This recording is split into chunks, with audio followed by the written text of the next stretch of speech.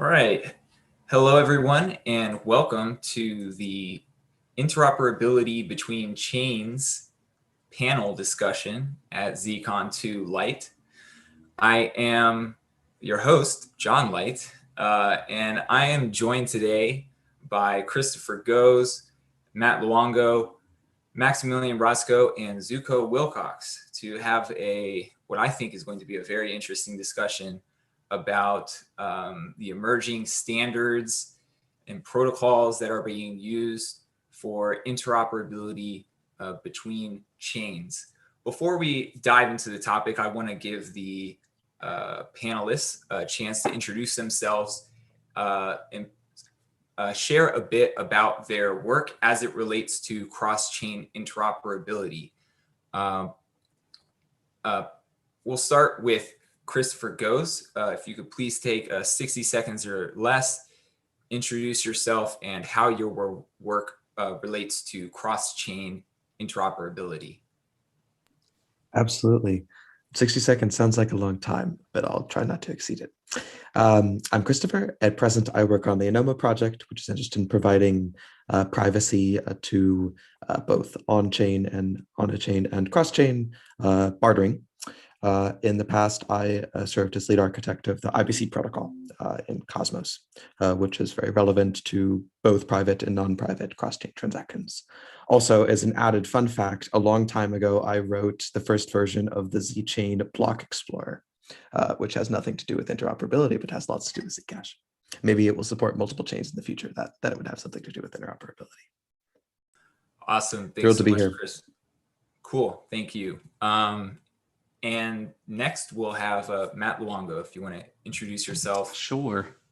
Yeah. Hey, guys. I'm Matt Luongo. I'm the CEO of Thesis, which is a crypto production studio known for such hits as Fold, Keep, TBTC, Saddle, and another one that is going to be relevant to Zcash that I'll drop in a few weeks.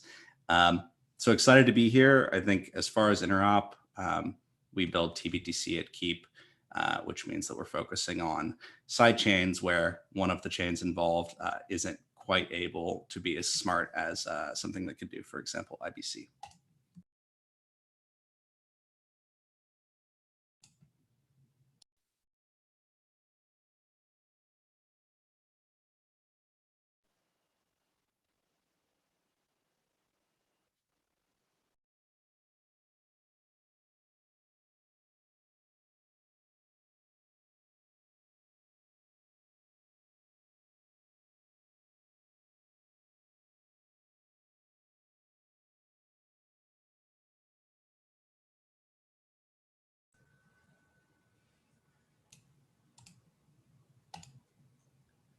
All right. Maximilian, are you ready?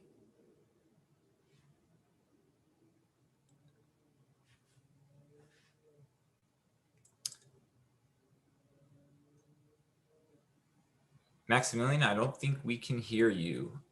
We'll go ahead to Zuko and try to get Maximilian's audio sorted out. Can Zuko, I have his 60 seconds? Introduce yourself. Yeah. My name is Zuko. I'm a founder and the current CEO of the Electric Coin Company, the original makers of Zcash.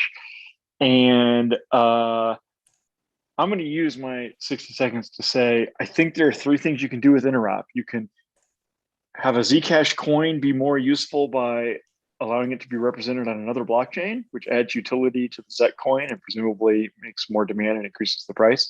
If we had ZSAs, you could have other coins represented on the Zcash blockchain. And then if we had programmability, then we could do a whole bunch more stuff.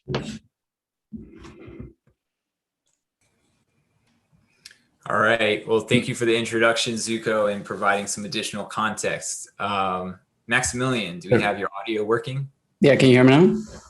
Yes. That's great. So I'm Maximilian. I'm part of the REN team, which I joined up with last year, where I work on ecosystem development and governance. So the REN team, if you don't know, is building RenVM, which is a interoperability network that's meant to be like universal, that it doesn't discriminate against chains and assets. And so we've been huge fans of Zcash for a long time. So Zcash was one of the first assets that we allowed bridging from Zcash to Ethereum. We've had it open for a year now, and we see liquidity grow sort of steadily, which we're happy about. And so also this year, we enabled bridge to Binance Smart Chain, and we've been experimenting with that ecosystem, trying to boost up liquidity over there. And these last 2 weeks, we've also added Polygon, Avalanche, and Phantom. So you can bridge Zcash now to all of these 5 chains, and we're adding more this month as well, doing a kind of blitz to sort of get as many routes as possible. And then we focus on decentralization, which will be the topic of this summer for us.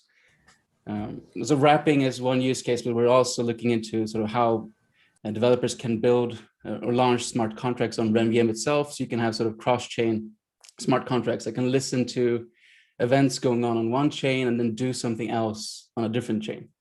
So we'll see how that turns out later. And a roadmap, otherwise, yeah, as I mentioned, more chains. So you can bring Zcash to other Ethereum layer 2s, other side chains, etc., and then decentralizing RenVM itself. Yeah. Cool. Well, thank you for the introduction, Max. And as the audience can see, we have a panelist of experts and folks who've been thinking deeply about this topic for a while. So this is going to be a great discussion. So let's jump right into it.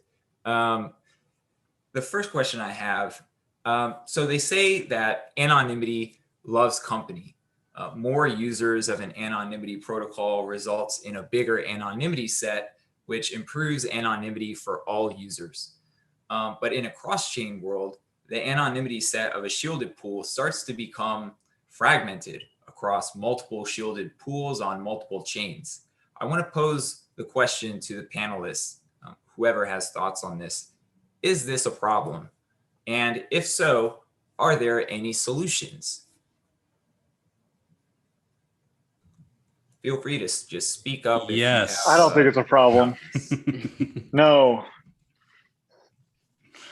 So Zuko does not think it's a problem. I'll take the opposite side of that, which is I think it's an issue, and I think that a shielded pool is a common good, or rather the anonymity set is a common good. And so just like anything in this space, when you see a common good and you want to solve it, I think that you should pull out your hammer of incentives, right? So so for me, I see Zcash as a great candidate for being the shielded pool, in that the Anon set has existed for a while. It's a reputable team. People understand, well, no one really understands the tech outside of a few of us who really dig in, but as far as people understand snarks, they understand the tech. And so, yeah, I actually think that just like liquidity, you want to keep your Anon set as tight as possible. Thanks, Matt. Any other thoughts on this? Yeah, I think I would actually split the dialectic here and say that I think this is absolutely an important problem, but solutions are hard. And because solutions are hard, it may lead to at least a power law of shielded pools. So some kind of dominance of particularly large shielded pools, perhaps on single chains. I think what merits investigation is particularly this countervailing trade-off between protection from faults on other chains, particularly kinds of faults that would cause inflation, and privacy, or sharing some kind of logical, at least, shielded pool across chains. And that problem is more fundamental than the particulars of how notes or like implementation details of the shielded pool are represented. It has to do with the information flow, because if you're sending private transfers across chains, by the nature of them being private, if they're completely private, the chains themselves don't know or can't reason state machine about what supply flow is going between two chains. And that means that they can't bound the potential inflation from some kind of bug or consensus fault. From their perspective, it doesn't matter. They can't bound the potential inflation, and so can't guard their own shielded pool against faults on another chain. So there's a pretty hard trade-off. And at the very least, in order to have private transfers with some kind of fault containment, we'll need a little bit of relaxation, like at least so that the total flow rate over the bridge over a unit time is known, maybe with some fancy homomorphic encryption, which is also hard. But I think that's worthy of investigation. Yeah, thank you, Christopher. Zuko, you kind of gave just a quick. You don't think it's a problem. Do you want to expand on your thoughts there? Yeah. Yeah. It's nuanced, so feel free to like disagree and argue with me. Maybe it can get clearer. But basically, people are thinking about this the wrong way. You don't get privacy from transfers or things you do with your money. You get privacy from where you hold your money. So we already have the RIN bridge that Max works on. We also have a different bridge, WZEC, to Ethereum, and through RIN also to BSC, and so forth and so on. So Max, what's something you can do if you get a RINZEC on Ethereum or BSC? What do you do with it? Is it gambling? Do you buy CryptoKitties? Do you lend it out and get 15% interest per year or something? Yeah, I mean, people put it in liquidity pools. People want to lend it and earn yield, and none of those things are private on Ethereum. Right. So if I have 100 ZEC in the shielded pool right now in my wallet, and I take 50 of it and I put it into RIN and I get 50 RINZEC, and then I put them into a liquidity providing thing so that I'll get a whole bunch of interest. Now, the fact that 50 ZEC just went into RIN and then went from RIN into the L liquidity providing thing is transparently visible, because that's the nature of Ethereum and BSC and all the other ones that you named, right? But the source of that having something to do with my wallet or my assets or my income or everything else I do or anything, none of that's visible, right? The fact that I have a shielded wallet is what gives me that privacy, which is what I mostly want. So then I earn 15% interest, and a year later, I take my 55 or 59 ZEC or whatever, and I put them back through RIN, and I send them back to my shielded wallet. And where they went and everything else about my life and who I am and everything else I do is not going to appear on the blockchain, right? On Zcash's blockchain. Right. So what's going to appear is what's on the Ethereum blockchain, which is that someone used 50 ZEC, staked it, and got 59 ZEC back. That's all that's visible. So basically, we already have the best possible solution, which is hold your ZEC in a shielded wallet, and then you get utility. You get to do stuff like staking and buying CryptoKitties or whatever they do over in Ethereum land. So a couple things that got leaked, though, that we didn't include there. So skipping all the network stuff, because I think we all know it's a hard problem and we don't need to like all whip ourselves over it. Your shielded wallet needs to have network level security. Yeah. That's really. Yeah. But like skipping over that, the other issue you have when you're on the Ethereum chain is that you had to get the gas from somewhere. So somewhere you had to have bought ETH. And I see a lot of people trying to do stuff like this. Like they're like, well, I'm in a shielded pool now. I'm going to go jaunt over here and then I'm going to jaunt back. But you probably bought that on an exchange. Now, if you went over and you have like a gasless, that you spent for gas, probably. Just slow down because I'm a novice. So if I tokenize the RINZEC, can I use the RINZEC to like buy ETH and then pay for the gas? You have to pay to buy ETH. So if you're using Uniswap, you have to somehow fund the transaction. All of this stuff is solvable. Problem. Yeah, it's all solvable, but this is the whole problem when you're dealing with privacy stuff is you know, the whole world is out to get you. So I guess I would propose like a different situation to you, Zuko. If you have a shielded pool on Cosmos, and let's say it's multi-asset. Just slow down again. Currently doesn't exist, right? Currently does not exist. Like a future version of Cosmos. Yeah. Okay. Yeah. And let's say it has 50,000 users, or at least 50,000 addresses or accounts or whatever you want to call them that have ever deposited. So not talking about any transfers after that. And you have the Zcash Anon-set and shielded pool. And maybe it's had 200,000 users who have ever interacted with that. The Anon-set on the Zcash side is larger, right? Mm-hmm. So I think what I come back to is I see this kind of as a liquidity issue. If your shielded set is, or sorry, if your Anon set is based on snarks and every time someone uses it, the Anon set grows rather than something like ring signatures or something else, then obviously the older something is, the more time it has to accrue people having touched it. But eventually you could imagine if a Cosmos pool grew to 1 million users, maybe people would say, it's not clear to me that I should go to Zcash's pool.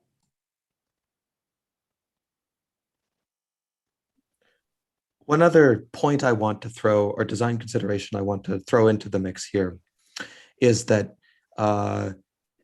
we are also operating under constraints of what chains can reasonably provide security for. So if in some hypothetical world there is one master shielded pool on a single blockchain via user-defined assets or whatever kind of multi-asset extension is in play, which does maximize the privacy available, maximizes the size of the anonymity set for storage and for sending transactions. But if that shielded pool exists, the value for taking control of that blockchain or forking it or whatever is proportional to the size of assets which were sent there from some other chain via some fashion, doesn't matter how. So if that blockchain is only secured by a single asset, which comprises some small minority of the shielded pool, it seems to me like you're courting folly. That's what some people call the top-heavy problem. Right. I'm curious what you have to, because it seems to me like that sort of provides a kind of countervailing force to this power law of shielded pools, that we should actually expect there to be a cutoff, something at like what the asset can reasonably, the underlying chain crypto economics can reasonably be expected. So there's a funny thing though that happens right here. And again, tell me if I'm wrong, because Zuko's on this call and I could be very wrong. Is that if we were to move a fair amount of funds out of the Zeke shielded pool, the Anon set, in terms of there being that many people who have ever interacted with it, is still large. Obviously, there's a fixed liquidity in the pool. So it's kind of interesting to me that the Anon set it's not like orthogonal to the liquidity in the pool, but it's not like the Anon set might be more valuable than the liquidity that is currently protected by the Anon set, if that makes sense. Interesting. I don't know if that's right or wrong. I have the general notion, like zooming out from like privacy technology, which is my favorite thing to obsess over, to sort of economics. Zcash users who use a shielded wallet already have privacy.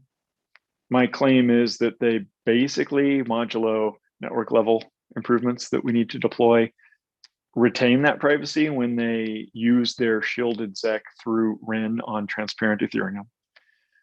I don't think we need more privacy. I think we need more utility, which will cause the price of ZEC to go up. So the more transparent blockchains like Celo and BSC and all those things that Max said, you can use your ZEC on, the more utility it'll have, and you won't lose privacy. Well, you'll retain the privacy about the source and the connection to you and all that other stuff, which seems like the most important kind of privacy to retain. You'll just expose the fact that somebody used some ZEC on BSC or whatever. So like that sounds great, but that's only the first step of possible steps in cross-chain interop. That's letting ZEC coins get used on other blockchains, which is actually my favorite of the three at this point, because I think that increases the utility of ZEC coins while retaining your privacy. The second one is letting other coins get used on the Zcash blockchain, which would increase the utility of those other coins. And then, like Chris alluded to, and like Matt talked about in a previous panel, like hopefully the beneficiaries of that would somehow pay the ZEC holders for the privilege of using their network. And then the third thing is something that Chris, I think, alluded to earlier about general purpose like smart contracts, or no, Max talked about potential use of REN for general purpose smart contracts to evaluate each other. But what I guess my point is, it's really exciting to me that we already have the first one, which is the one that I like the most because I think it's the best for the price of ZEC, live. And what we need is what Max was talking about, is just more users and more liquidity and more different chains and all that.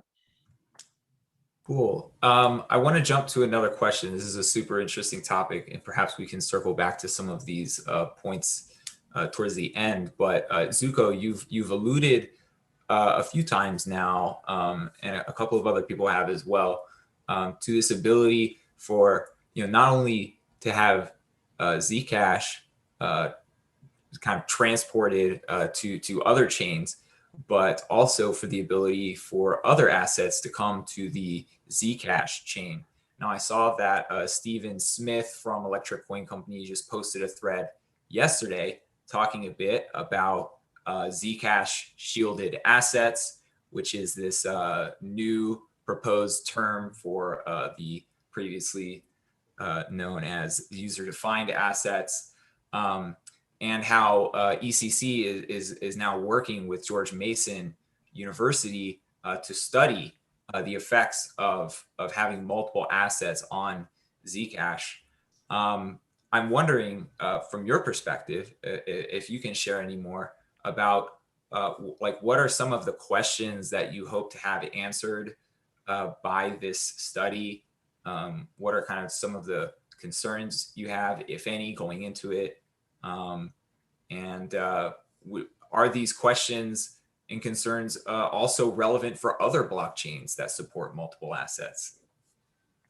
So the basic question I have, the way to think about it is, what's the best economics with which to deploy ZSAs? And the way I think about it is the ZEC holders are paying a lot. ZEC holders are paying, it depends on the price of the coin, but something like $100 million a year for supporting the network. 80% of that's going to the proof of work miners and 20% of it's going to the different Dove fund recipients. And so what I think is, if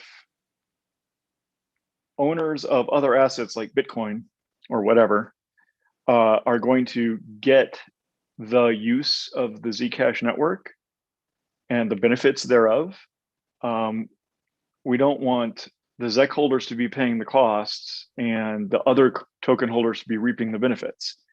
Not only because that's like whatever, not fair, but also because that means that would undermine the sustainability of the whole Zcash project, because the proof of work mining and the Dove fund is the way that the Zcash network maintains its independence and resistance against capture. And so if that went away because everyone switched from ZEC to ZBTC or whatever, that would be sort of like the last hurrah of the Zcash project. And we could go down in the history books, but I think we can do much better than that. So the point of that project with George Mason University is figure out how to make it sustainable and beneficial to the ZEC holders to let everyone in the world use the Zcash network. Cool. Thanks for providing some more context about that. I think it's an important aspect of cross-chain interoperability, not only for bringing assets to other chains, but as I said, I think some of these concerns might apply to other chains that are, thinking about either, importing assets or already have functionality for creating new assets on top of those chains. So it's going to be interesting to follow that research and see if there are any insights that perhaps might catch some teams by surprise, and potentially change the trajectory of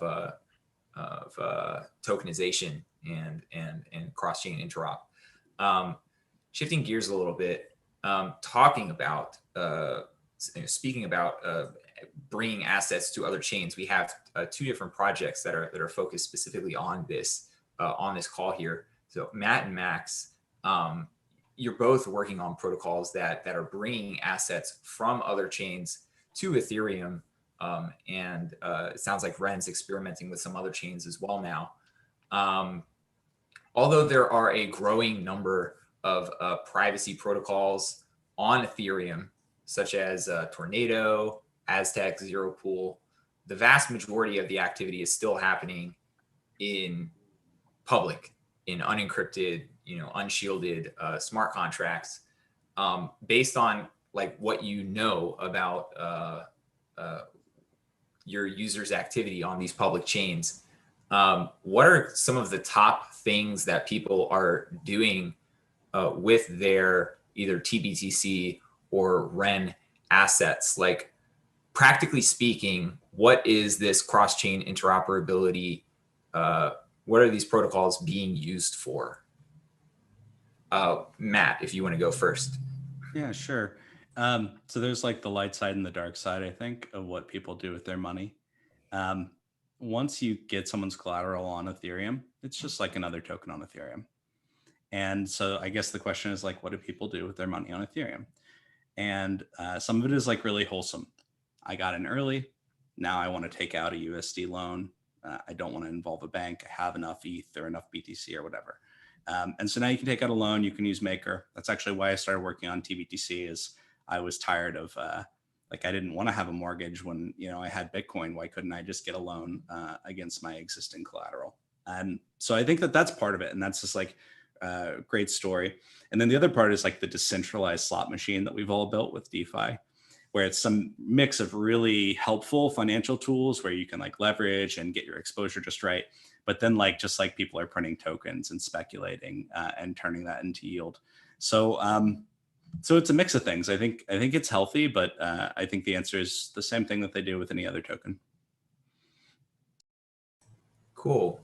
Max, do you have, are there any unique activities that Ren users are doing, similar kinds of stuff as TBTC users, or perhaps some different use cases? I agree with Matt that there are sort of the good side and bad side of DeFi. So generally, I still think that when people put their assets or use their assets to do yield farming, I mean, people want to get they want to put their assets to work. They want their liquidity to make them money, and you can do that using crazy casino leverage strategies, or you can just put it in a lending pool that's relatively, I mean, so safe and trust. Like you can put your Bitcoin on Compound and just earn a little bit of interest on that, and that's all. It's an incentive. It's something people would like to do instead of just keeping their assets in their wallet, as long as it's safe. So that's a competition if you're trying to sort of bring assets like Bitcoin or USD over to Zcash. There's a competition here that people want to put their assets to work, and if you do that on Ethereum, you're doing that transparently. And so why would people bring their assets over to Zcash? Then you have to sort of think about what's the utility of bringing assets over to Zcash, and of course it's privacy in this case. So how do you bring enough users to make that privacy be good enough? Because you need liquidity of privacy. So that's something that probably needs to be sort of, do you need to incentivize people to bring their assets over to Zcash, or will people just naturally do it because they want the privacy? Yeah, those are good questions, and that actually brings up an interesting point that I wanted to ask you both about, and perhaps if anyone else on the panel has opinions about this. But now that there are shielded pools on other chains, in particular on Ethereum, where TBTC lives and a lot of Ren assets live, we have Tornado Cash, Aztec just launched their fully shielded roll up. What do you see as being the utility or the draw for people to bring their assets to Zcash in a world where we now have these like fully shielded pools on Ethereum and potentially other chains in the future? We have to move very quickly to remain relevant is kind of my take. And I know that might sound a little alarmist on the Zcash side, but the market at this point, they don't just expect that you support all their assets. They support that you expect versions of their assets that automatically generate yield. They expect that you are, like even the idea that people move their assets to a Zcash shielded pool and forgo the opportunity cost of just leaving them in something like Compound in the clear is hard to imagine. Like, all right, I'm like, man, maybe user-defined assets on Zcash need to always be wrapped versions of yield-generating assets, right? So, so I think time is of the essence. On the flip side, though, I guess you could argue, well, if we just do everything that Ethereum can do on Zcash, but most of the stuff that Ethereum does, it's not like one-to-one possible in a fully private world. A lot of the DeFi stuff, you don't need to keep most of the transactions, but you usually need some aggregate numbers, and it's a lot. And so that's why I'm an advocate for kind of like whatever we can do to get the pool out quickly so that we can figure out these issues, and not over engineer and think about Turing completion or more expressive components. Yeah, it's going to be hard for these other privacy protocols on Ethereum to grab liquidity as well, because they're not enabling any kind of yield farming. Yeah, like Tornado Cash, that's only useful for putting in your Ethereum and then withdrawing it later, so it's private. But they're doing sort of in token incentives. They're giving you their token to sort of participate. So they are using incentives to bring people over, and that's a cost that they're taking up front, and then speculators that are gambling on the token then sort of either win or lose on that. But yeah, moving fast for Zcash, definitely. But I also think that it's going to be hard for the other shielded pools to bootstrap liquidity. Yep. My brother Nathan should probably have been here instead of me, the CTO of the ECC. He always says stuff like that. There's a bunch of things that are sort of underappreciated, and you got to put them all together, which is the real product, like user experience, light wallet protocol, network level privacy, encrypted memos. Like there's all this different stuff, which I agree we need to move fast, and I agree with Max that competitors also need to move fast. So correct me if I'm wrong, I keep repeating this, but isn't it the case today that if you can hold ZEC, it would be great if Ren would pay the gas fee for you so you wouldn't expose your Ethereum address in order to get the Ren ZEC? So Max, could you fix that? But then, and also we need network level privacy, so you like run Tor and then Ren pays your gas, and then you tokenify your ZEC, and then you put that into Compound or whatever it is, it pays you interest. Like, don't we already have the best of both worlds in terms of yield generation and privacy? Do we though? So I mean, when you look at this, what I'm seeing with the market, and tell me if you guys disagree, and this might be heterodox, is users are not looking at two solutions and saying, well, that one's more private. You know, they say, okay, this has some checkbox in my mind of private. And once you've hit that, you're fine. And it's the same with decentralization. I mean, we have examples right here of decentralized and less decentralized protocol, and users don't care. And so, no, I mean, I would argue. Good points. Yeah, I would argue that we don't have the best of all worlds right now, and that we can do better. But there is a market relevance issue, and that's the one that worries me more than all of this. I'm a big proponent of this top heaviness issue that we talk about with user-defined assets. Like, a lot of people look at me confused when I use the term, and I'm like, don't you remember Mastercoin? But, you know, even the founder of Mastercoin is less concerned than I am about it. And and so I think that that's pretty interesting, that I think we have to get out of our own way a little bit, because what's going to happen is who cares about, and I say this as someone who has built a wrapping protocol, who cares about wrapped ZEC on Ethereum, right? Because there are only so many ZEC holders. Right now, Bitcoin has what, $685 billion. Capture 1% of that on Zcash, take 30 bips on that, and you've got $20 million a year in chain security. So like, it doesn't take a lot to get the numbers to make sense. That's pretty good. Yeah, and Ethereum has 1.3% of Bitcoin right now by itself. So that's within what I would call striking distance. That's about a fifth of the current coin holder payments per course. Exactly. Yeah, and so imagine if you could just, you know, you give out 100 million in inflation, and then 20 million of ZEC is burnt from fees that are charged on these people in seniorage. Like, there's some very simple ways to go about it, and I would just like to see that. You know, the two things that I love about that are, one, a lot of people are uncomfortable holding all the assets that everyone on this call love, right? Like, I hold ZEC and BTC and ETH and all these things, but I think a lot of people who could use our services don't. But they only need Shiba coins or something. Yeah, they only hold sorry. Shiba. I honestly don't know what you're talking about. Doesn't everyone hold BTC and ETH and ZEC? What am I It would- missing? They it all would, went it would tethered? certainly be nice. And I think the sooner we do it, the thing that's important about it, and this is where I am really bullish on user-defined assets, is that we don't know what people are going to do. So if we do put all these assets into Yearn and then we bring them over to Zcash, suddenly you can have private Bitcoin that's earning 6% a year, and it's powerful. Wait, how? Okay. Maybe we don't We'll have talk. time for the details, but I'm confused about the earning and the whatever. The basic idea is like, instead of trying to catch up with the utility of other chains in these various directions, let's just focus on Zcash as a privacy layer and a shield for the whole space.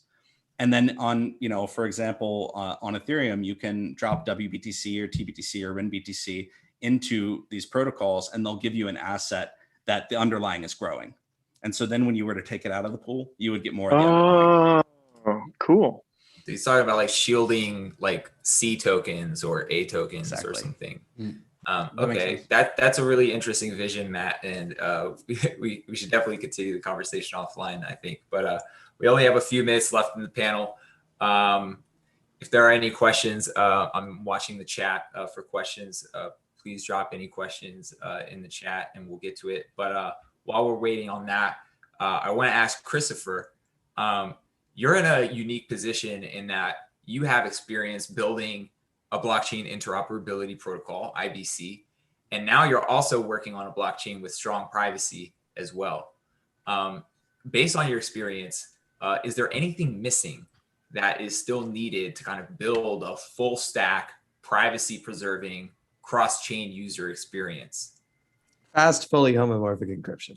So if you can do this, please send me an email. Or also, I mean, honestly, if you can do this, you don't need to send me an email. You could like start your own project or create a bounty and or just publish it anonymously, which would be the best thing ever. Yeah, we need fast FHE.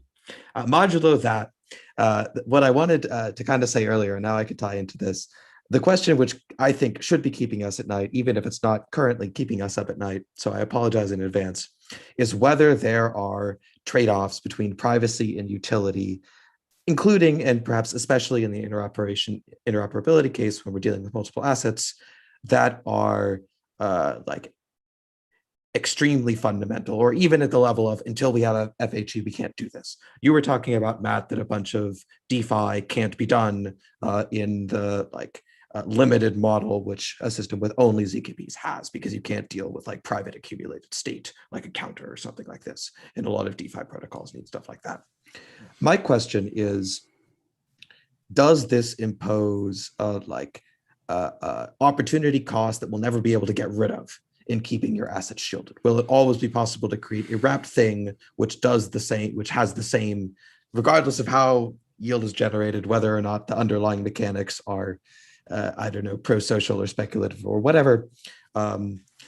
If that's happening in some system, will either creating a private version of that asset or somehow switching to a system that has privacy, given that privacy has this limitation on what kinds of operations we can implement in full privacy, will that always impose an opportunity cost on users, independent of the contingent states or like particular shielded pools or particular data about the states of blockchains? Because if the answer to that question is yes, then whatever we do, it will be very, very hard for us to move to a world in which privacy is just like the default for everything. But if the answer to that question is no, then we just need to worry about the particulars. Privacy is for humans, not for smart contracts.